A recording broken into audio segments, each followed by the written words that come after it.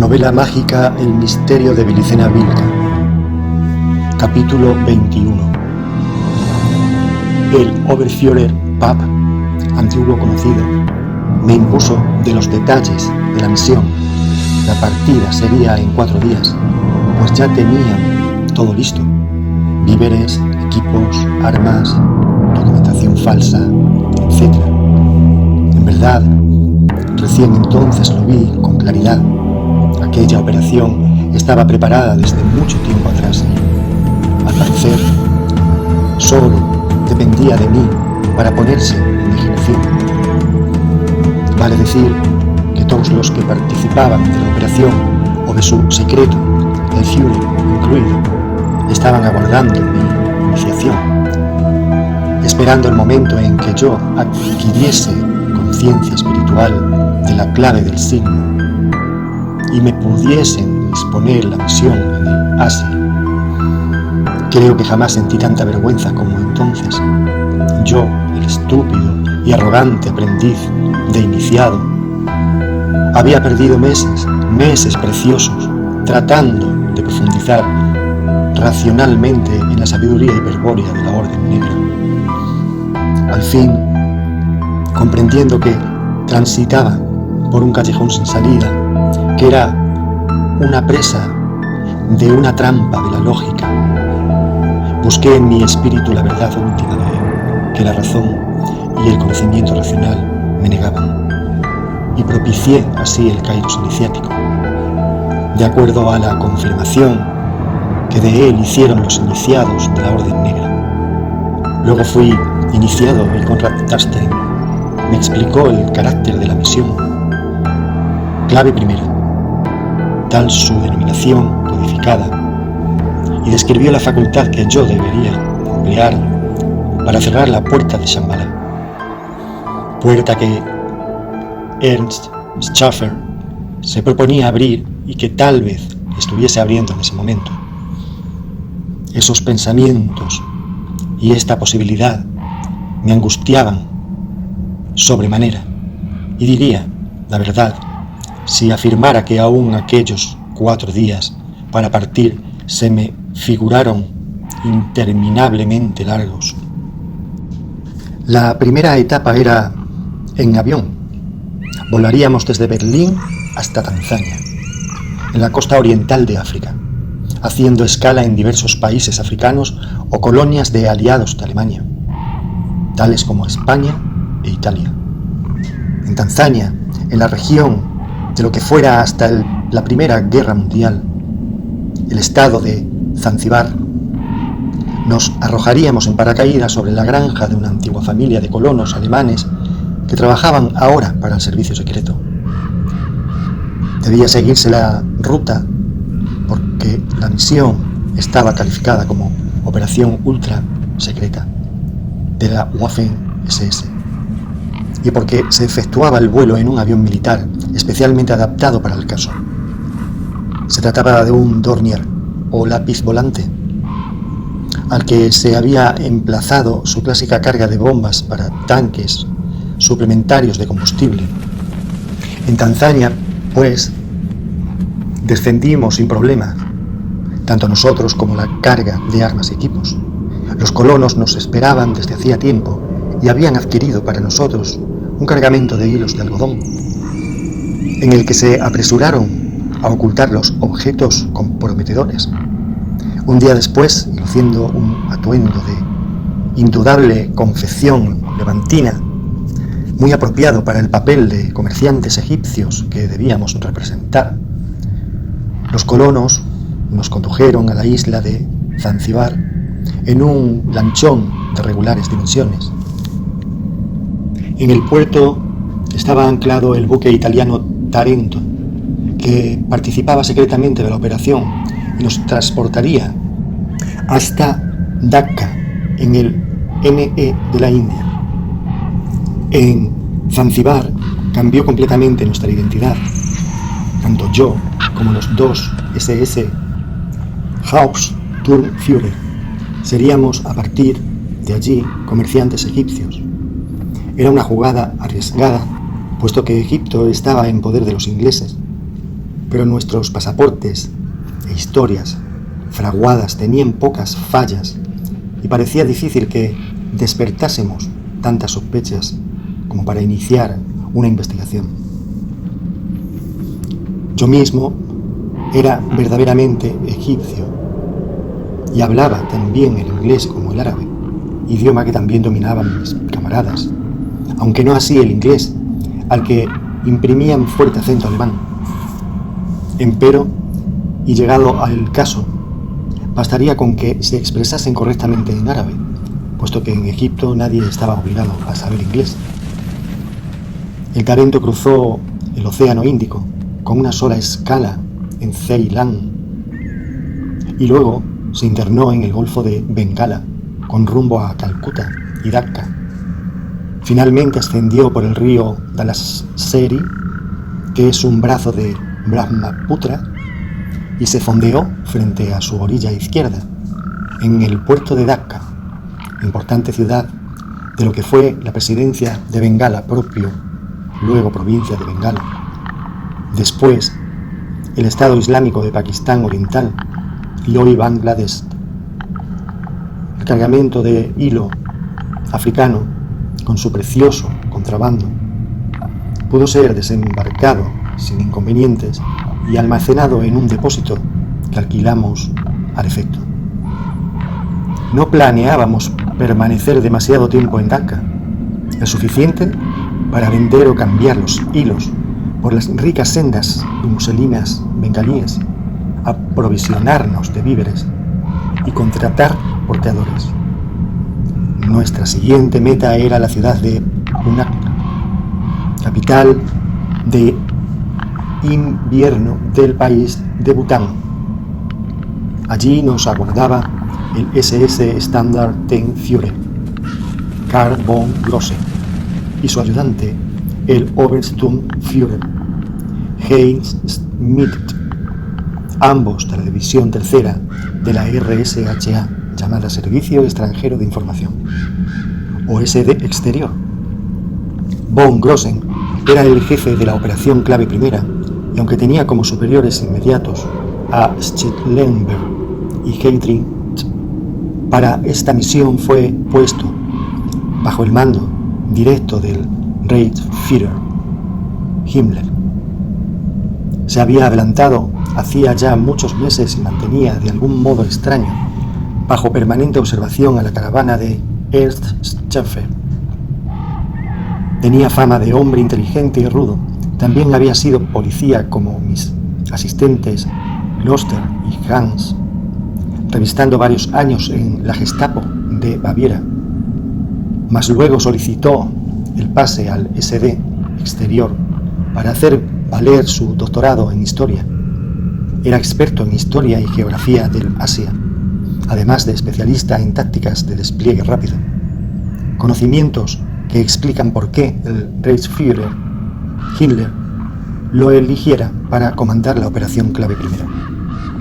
3 días después salimos de Dacca hacia el norte, tomando por un camino que bordea la orilla izquierda de Brahmaputra hasta Bonarpara y luego se desvía en dirección a Rangpur, la residencia de Rajá de Hassan. Nos hallábamos en otoño de 1938 y el clima agobiante de esas regiones pantanosas, surcadas por incontables ríos y solo aptas para el cultivo del arroz, nos hacían desear el ascenso a las zonas altas y frías de Bután. Los dos SS Hauptsturmführer Hans Letzfeld y Kloster Hagen marchaban al frente, precedidos por 15 porteadores arios puros de raza olita, con todo el cargamento. Yo cerraba la columna. Exhibíamos solo 3 fusiles Mauser de la Primera Guerra Mundial, armas acordes con nuestra supuesta profesión de comerciantes. En tanto ocultábamos entre las ropas las pistolas Luger de servicio y en las mochilas las temibles metralletas Meiser.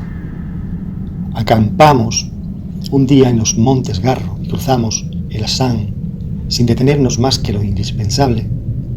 Pronto nos encontramos a más de 2000 metros de altura, alegrándonos de dejar atrás las regiones tropicales, infestadas de animales salvajes, y por los no menos salvajes bandidos de las tribus Angka, Michi, Dafla, Argos, etc. Una senda que serpenteaba por la ladera oriental del Himalaya nos conducía lentamente hacia el Bután. En la aldea de Taga, Zong, nos recibieron con gran alborozo, como si fuésemos embajadores de alguna potencia occidental, lo que nos causó gran contrariedad, pues no deseábamos llamar la atención de los ingleses ni de ningún verdadero diplomático de la nación que fuese. Sin embargo, el ministro pronto se aclaró al comprobar que 2 enviados de von Grossen esperaban nuestra llegada desde hacía meses para guiarnos hasta Punakha. Eran 2 lopas, funcionarios de Dev Raja de Bután, acompañados por los delgados pero vigorosos lopas, también de raza aria. Atravesamos numerosos valles pequeños, enclavados entre cordilleras de enorme altitud. Tras cada escalón de la ladera himaláyica, ascendíamos cientos de metros, no siendo infrecuentes los pasos o varas de 4 o 5 mil metros. Los lopas hablaban Vodkat, la lengua tibetana, que yo, como Ostenführer, comprendía perfectamente. En el dialecto de Yang nos explicaron que no iríamos directamente a Punakha, pues allí, junto al Dev Raja, se hallaba una guarnición inglesa, Karl von Grossen. Estaba en un monasterio cercano, bajo la protección del jefe espiritual del país, el Dharma Raja. Al fin arribamos al monasterio taoísta, construido sobre un monte cubierto por nieves eternas y desde el cual partía un escabroso sendero, solo apto para peatones, que atravesaba el Himalaya y conducía al Tíbet. Von Grossen y su ayudante nos salieron al encuentro.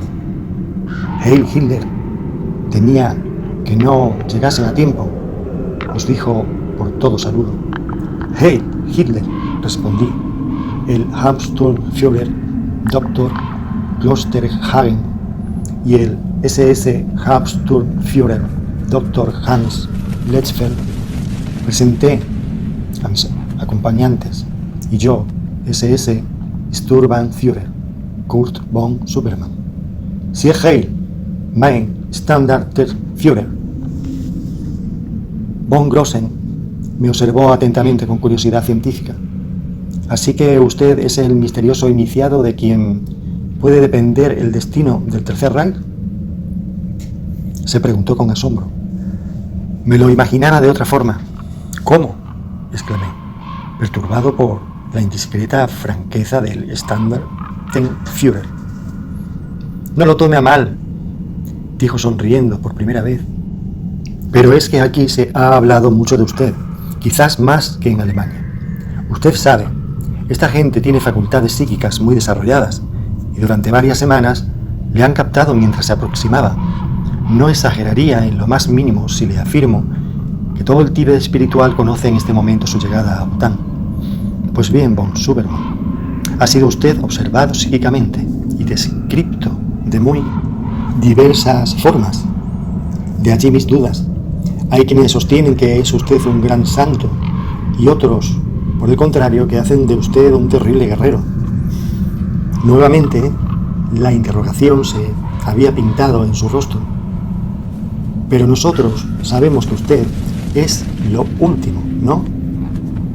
Existía un dejo de duda en la voz de von Grossen que me molestó sobremanera. En efecto, camarada von Grossen, según la regla de la Orden Negra, yo soy un guerrero sabio.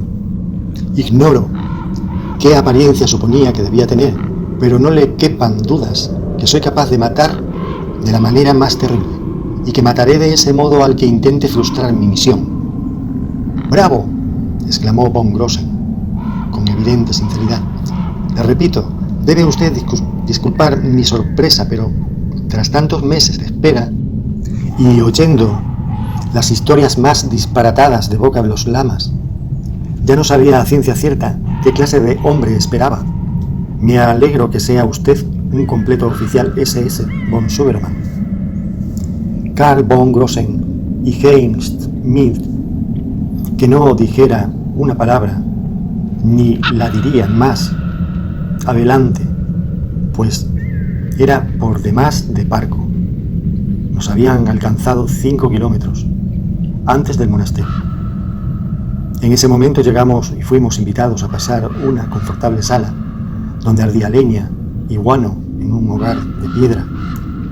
Afuera reinaba una temperatura de 10 grados bajo cero. En realidad no estábamos en un simple monasterio de lamas, como había supuesto, sino en una pequeña ciudadela rodeada de disuasiva muralla. Tras los muros existían 3 edificios de muy diferente arquitectura. El más imponente era el palacio de Dharma Raja, donde residía en invierno el jefe espiritual de Bután. El segundo en importancia se trataba de una antiquísima págoda, quizá la construcción más vieja del conjunto. Es un templo tallado magníficamente en una sola y colosal pieza de piedra, nos explicó von Grossen cuando atravesamos el patio exterior. Data de los tiempos en que esta región estaba dominada por los sacerdotes budistas de Manipur. El templo se dedicaba al culto de Manu Vaivasvata, quien rige el presente Manvantara o Manuantara, es decir, el ciclo de existencia de una humanidad de animales hombres. Posteriormente el país fue conquistado por una tribu lopa al mando de iniciados taoístas, quienes eran profundamente iconoclastas y odiaban a todos los sacerdotes, sin distinción de culto. Ellos naturalmente clausuraron el templo luego de pasar a cuchillo a sus últimos moradores. De no haber sido así, ahora se veneraría aquí a Maitreya, la próxima reencarnación del Manu, quien no sería otro que el Mesías que esperan los judíos. Pero las órdenes de sacerdotes budistas no han olvidado este lugar y permanentemente acechan, buscando la oportunidad de reconquistarlo. La tercera construcción en la que nos hallábamos era el monasterio propiamente dicho, y consistía en un laberíntico edificio donde habitaban por igual una numerosa comunidad de monjes y monjas tibetanas. Aquella composición de iniciados mixtos me sorprendió y así se lo hice saber a von Grossen. Es que los actuales ocupantes constituyen una sociedad secreta que no es ni hinduista, ni budista, ni taoísta, sino que se halla más allá de tales sistemas religiosos, y más allá no significa más arriba o sobre, sino fuera. Es decir, que la sabiduría que ellos poseen se halla fuera de los sistemas religiosos. No sostienen, pues, un mero sincretismo, sino una sabiduría espiritual verdadera. Posiblemente lo mismo que usted en la Orden Negra y nosotros en el Instituto Ahnenerbe denominamos sabiduría hiperbórea. De hecho, ellos adhieren totalmente el nacionalsocialismo, aunque no les interesa tanto la política como la filosofía de la SS y la presencia terrestre del Führer, a quien llaman el Señor de la Voluntad. Los 5 oficiales SS ocupábamos sillas en torno al extremo de una mesa de notable longitud, un grupo minúsculo en un sitio donde cabían más de 50 comensales. Von Grossen estaba sentado en el centro, de espaldas al crepitante hogar. Los porteadores solitas descansaban en una cuadra cercana. La conversación se interrumpió al hacer su entrada 3 monjes ataviados con negras túnicas de lana de yak. Llevaban la cabeza cubierta con una capucha cosida a la misma túnica, lo que les ensombrecía la cara, aunque se podía apreciar que los 3 tenían el cabello largo y eran de raza tibetana, posiblemente lopas. 2 aparentaban ser muy jóvenes y fuertes, y eran de distinto sexo, un yogi y una yogini, iniciados en artes marciales, que se movían con gracia felina. El tercero, un anciano de edad indefinida, dirigió unas palabras a von Grossen en Botschaft de Jan. El SS Standartenführer se apresuró a presentarlo. Cameraden, frente a ustedes el gurú Visaragha, jefe de este monasterio, junto a sus dos principales sadhakas. Saludaron con una inclinación de cabeza, a la que respondimos absurdamente mediante la venia nazi. A pesar de ser los anfitriones, aclaró von Grossen, solicitan permiso para permanecer a nuestro lado. Les he contestado afirmativamente, pues son gente de absoluta confianza. Prosigamos entonces tratando nuestros negocios. Los monjes tomaron asiento y von Grossen continuó tranquilamente hablando en alemán.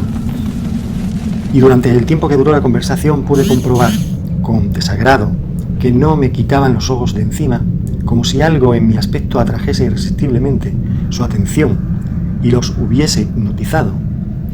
Como les decía, explicó von Grossen, estos monjes constituyen una sociedad secreta conocida como Círculo Kaula. Su sabiduría es el Kula, el tantrismo de la mano izquierda, un sistema de yoga que permite transmutar y aprovechar la energía sexual, pero que requiere la participación física de la mujer. De allí la población mixta que a usted le ha sorprendido. Von Suberman.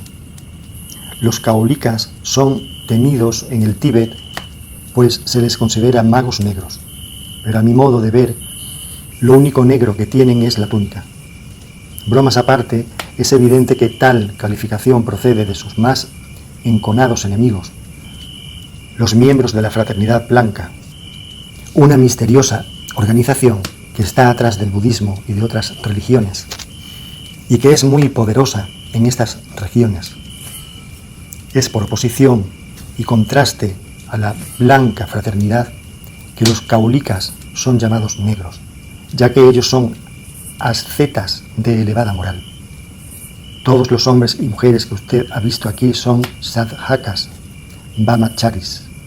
Los iniciados e iniciadas en el camino del Kula realizan periódicamente un ritual denominado de los 5 desafíos, en el que practican 5 actos prohibidos a los maestros de la Kala Chakra, lo que explica por qué son odiados por los gurúes de Shambhala.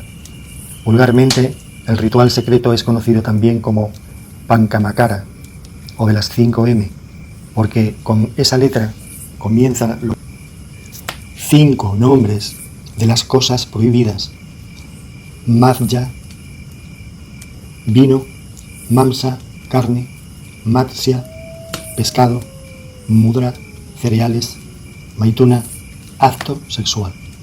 Según sus enemigos budistas, por practicar este ritual, kaolikas se sitúan en el Vamo Marga, o camino de la izquierda, el sendero de los Satriyas, que conduce a la guerra y no a la paz, a Agartha y no a Shambhala, a la unificación absoluta de sí mismo y a no a la aniquilación nirvánica del yo, identificado con el uno para Brahman. Lo cierto es que por medio de técnicas secretas de su tantra sexual, los kaolikas desarrollan increíble poder sobre la naturaleza animal del cuerpo humano e incluso consiguen obtener la liberación espiritual. Resumiendo, von Suberman, los kaolikas son yogis perfectos, iniciados capaces de alcanzar en el éxtasis del acto sexual el infinito y la eternidad del espíritu, y de situar su núcleo de conciencia más allá de Maya, la ilusión de las formas materiales. Del taoísmo primitivo poco ha quedado, aunque formalmente, a fin de evitar concepciones, los monjes se definen a sí mismos como taoístas, religión más potable para los principales budistas e hinduistas de los países vecinos. Pero en los sastras de Lao Tse, que se conservan en este monasterio, la palabra Tao ha sido sustituida por Bruna, vale decir por Shakti, el espíritu eterno e infinito del hombre. No olvide, von Suberman, que aquí estamos frente a una sabiduría que proviene de una fuente distinta de Chan Shambhala. Y por eso, la Shakti significa el espíritu puro, un concepto semejante a la gracia de la teología occidental. Bruna es una antigua palabra indoaria que significa espíritu eterno, infinito e increado. De ella derivan los signos que representan tales sentidos, es decir, las runas reveladas a los arios por Gotán. También el dios Varuna registra la misma raíz. Empero, y de acuerdo a las más remotas tradiciones de la raza blanca, la misma Bruna procede a su vez de la palabra atlante Bril, que tenía idéntico significado. Ya ve von Suberman que el Bril, propuesto en Alemania como ideal espiritual del caballero iniciado SS, es un estado representado aquí por Bruna, el poder tántrico de situarse más allá de Kula y Akula. Y como el auténtico Tao espiritual está más allá de Yin y Yang, para el hombre espiritual el Bril, como Bruna, reviste siempre la forma de una diosa antigua, una Shakti divina, que no es otra más que la imagen olvidada de la pareja del origen. Los caulicas creen que una vez alcanzada la Bruna, lo que solo se consigue luego de pasar por la muerte ritual, el espíritu libre se encuentra frente a la verdad del origen, se reencuentra con su pareja original y se consuman las bodas del espíritu, luego en las cuales se recupera la eternidad. El caulica, vivo o muerto, experimenta desde entonces un amor helado que no es de este universo y queda reintegrado a una raza de dioses brúnicos, señores del Bril. En síntesis, aquí los caulicas siguen el sendero Kula, que comienza en la mujer de carne y termina en la pareja original. En lo profundo de sí mismo, al final de ese peligroso camino, el caulica, enfrentado definitivamente con la verdad, corridos los velos de todos los misterios, es Shiva, el destructor de la ilusión, el guerrero por excelencia. Para nosotros, von Suberman, Shiva es Lucifer, es Caín, es Hermes, es Mercurio, es Gotán. Para nosotros, Shiva es el prototipo del caballero SS. El gurú Visaraga y sus sadakas continuaban observándome con delentación. El extraordinario informe brindado por Karl von Grossen me acababa de revelar por qué había sido elegido para presidir aquella operación. A sus dotes y conocimientos militares, el Standartenführer sumaba una gran comprensión de las costumbres y creencias religiosas del Asia. Decidí hacerle una pregunta concreta sobre el objetivo principal de la misión. Mucho le agradezco sus valiosos datos, dije. Pero hay algo que me preocupa desde que arribamos. Entonces usted dijo, creí que no llegarían a tiempo. ¿De qué tiempo disponemos, Herr von Grossen? Poco, muy poco, von Suberman. Pero será suficiente. Si partimos cuanto antes y redoblamos la marcha para alcanzar a Schäfer antes del lago Kiaring, ¿está usted enterado que allí será entregado a una secta de fanáticos asesinos uno de los integrantes de la expedición, el oficial Oscar Feil? Sí, respondí. Fui informado en Berlín. Lo que me intriga es cómo ha podido saberlo usted.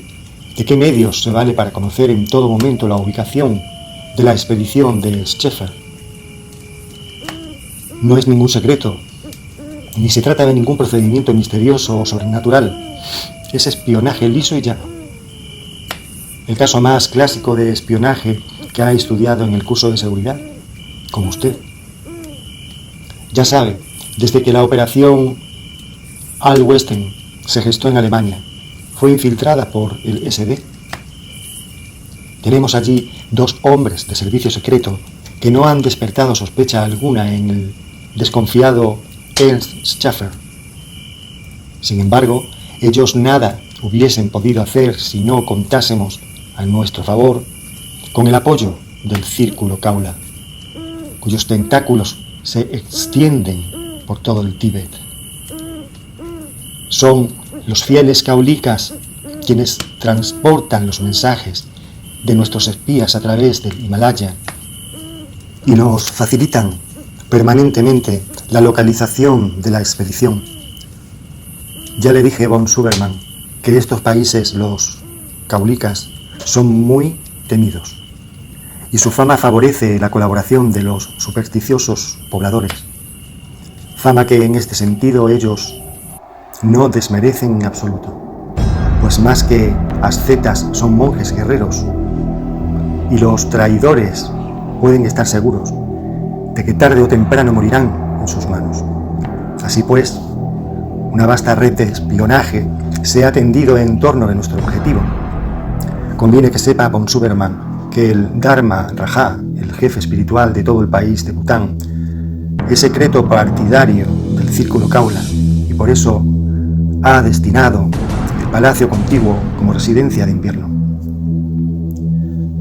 Odia intensamente a los ingleses y a los que considera representantes de los demonios y ha ordenado que se nos preste la mayor ayuda posible mientras permanezcamos en su país.